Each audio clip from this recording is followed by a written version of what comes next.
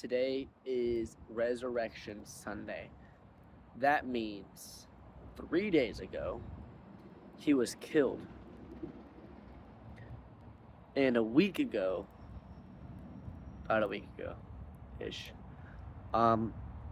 he had rode into Jerusalem, declaring himself King of Israel.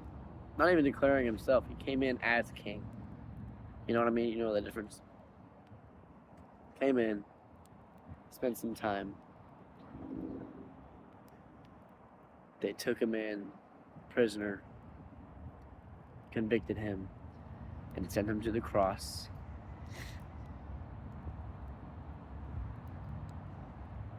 I would like to say either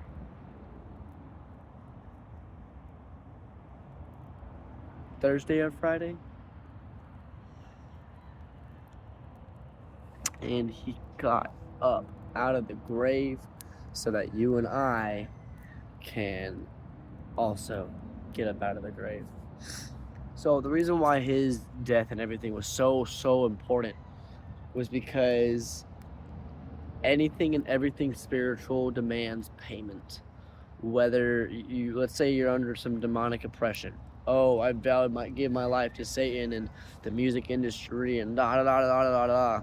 You know, all these things, whatever path you went down. Payment, mammon, Abaddon, witch doctors, Lucifer himself, Apollyon, Beelzebub, you know, whoever. It don't matter who it is. If you gave your life to a demon, they're going to, yeah, it's going to be great, it's going to be prosperous, but they're going to demand payment somewhere in the future. Jesus and God, you know, the Godhead, it was that way for a long time. It was a sacrificial system. They demanded the first fruits and the best of the best for everything.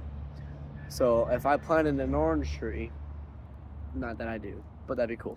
If I planted an orange tree, worked hard, the first fruits on that tree belong to God because he gave me life, and because he continues to keep me here, he deserves the best.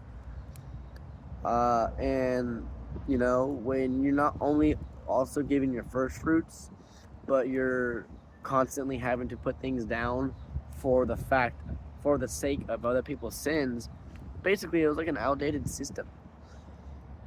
It was an outdated system.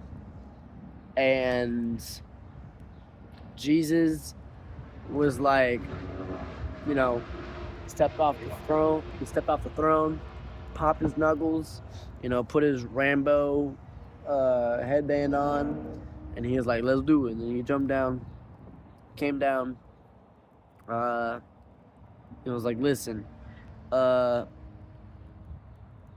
this is how it's done, follow me. He came down as the ultimate example. This is how it's done, follow me, say what I say, don't say what don't do this, don't do this, do this. He gave so much insight and direction and everything as the ultimate example.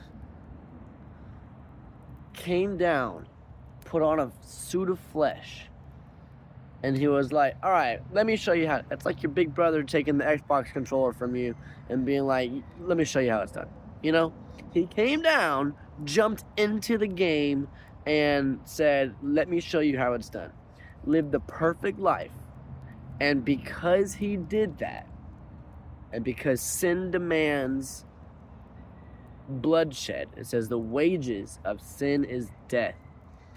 And because sin demands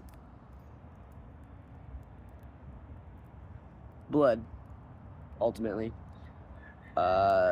a holy God requires that, because that is how holy he is. We don't have to understand it. I might even be getting the point wrong.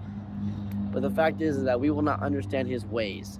All we know is that if we don't have atonement for our sin, we physically cannot stand or be in his presence around him, because of his holy and glory, like his holiness and his just absolute magnificence and glory, right?